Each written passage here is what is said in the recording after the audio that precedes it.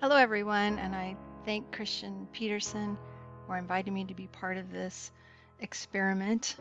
And so his sister Kayla had asked if you had 10 minutes, what would it be that you'd want to share with the world? And I thought, wow, that's a great question. For me, it would be do hard things, the importance of doing hard things.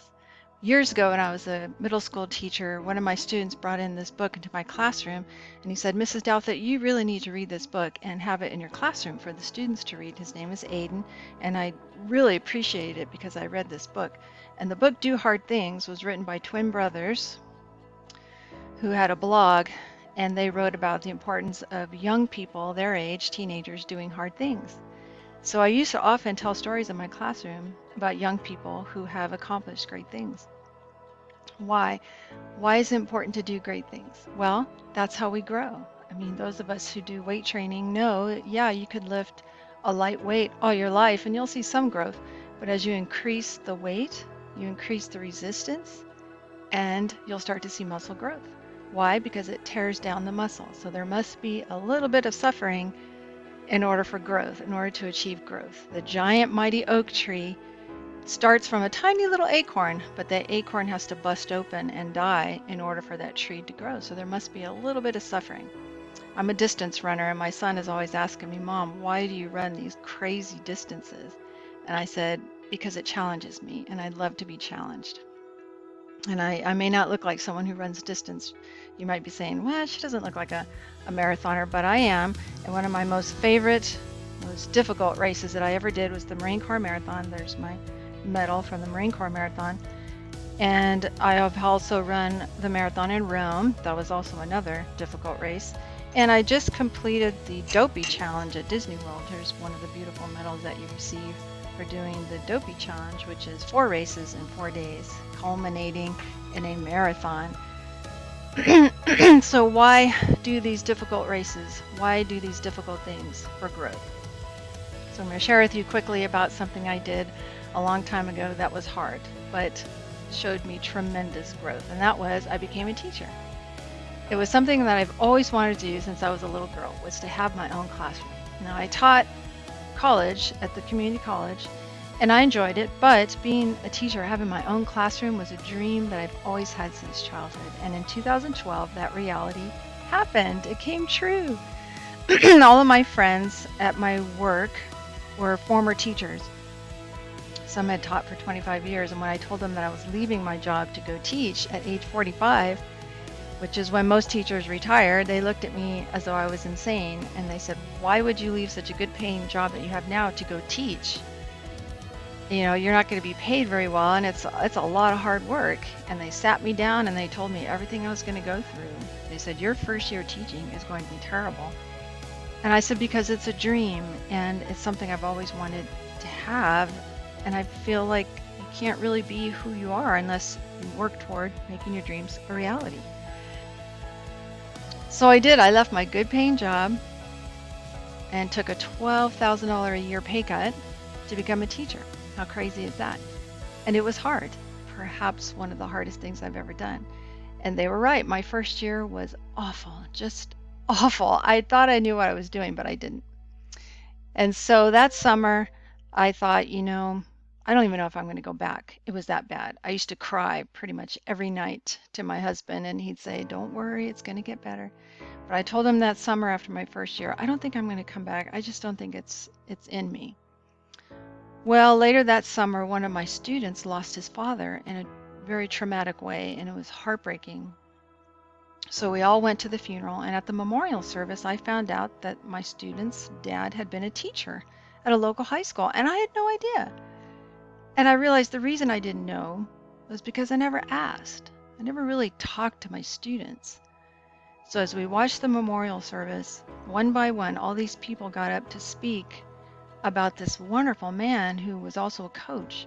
And they told these amazing stories about his influence on their lives. And one of them, he was probably about 26, 27, he said, I was one of those students who was just awful. I antagonized my teachers all the time. And one time I was just being terrible in coach's classroom, and he pulled me out and into the hallway. And I thought, okay, this is it. He's going to yell and scream at me. Here we go.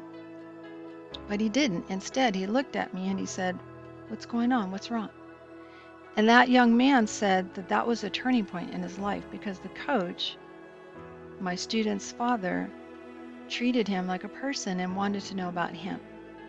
Well, I had tears streaming down my eyes when I heard that story, and that young man went on to be a teacher because of the coach's influence on his life. So on the drive home, I told my husband, that's the kind of teacher I want to be. I don't want to just see my students as numbers or data or names on my attendance sheet. I want to get to know them. I'm going to ask them questions, and I want to get to know them, and I want them to get to know me. And so that whole summer, I threw out all my curriculum and I started over. I went back to school to learn how to teach grammar to middle school kids, and it was hard, but it was fun and challenging too because I was growing. So when that next year started, I hit the ground running, and I made sure I asked questions of my students, and I wanted to get to know them, and I would tell stories about myself at least once or twice a week so they would get to know me, and we laughed more. My writing assignments were fun. They weren't just essay, essay, essay. We moved around the classroom. We had contests. We had, gingerbread making contests, and we wrote scripts for plays together. And I taught grammar in a fun way, a more visual, stunning way. And I saw improvement in my students' work, and I got to know them. So when they left, I was truly sad to see them go. And I'm in contact with many of them even today. In fact, Christian Peterson is one of my former students. So doing hard things was leaving a good paying job to go teach and take a tremendous pay cut and deal with parents and administration and all this stuff hard. Yes, it was one of the hardest things I ever did.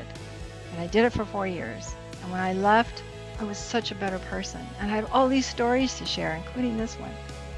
So my advice to you is to do hard things. Challenge yourself. If you are comfortable running a mile, try 5 miles. If you're comfortable in your job, maybe try something that'll challenge you. Go back to school. In other words, it's easy to coast in a raft and just sit on the waves on the ocean and enjoy the scene. But getting up and surfing on a surfboard, that's totally different because you're going to fall and it's going to hurt. But you're going to get back up and try again and try again. And surfing is fun. The wind blows through your hair and you get to see the scenery around you in a much better way than just coasting on the raft. So do yourself a favor. Get up off the raft, get on that surfboard, and try. Do hard things. I often like to share this meme. It's one of my most favorites. So I'm going to share it here on my screen. I can do this. There it is. It will hurt to do hard things. Yes, there has to be some suffering involved. Remember, you can't build, muscle without resistance. And it will take time. Yes, it will require dedication. It will require willpower. So is it going to hurt? Yes. Is there going to be suffering involved and pain? Yes. But in the end, will it be worth it? Absolutely. I have run 4 ultra marathons, and every time I finished, I hurt a lot. But was it worth it? Yes. Every single marathon I've run has been worth it. Has it hurt? Yes. But it's made me stronger. It's made me a better person. It's made me who I am today. So remember, do hard things. It's worth it. Thanks for letting me share one of my stories with you. I hope to have more stories to share with you in the future. And let me know what you think. Take care.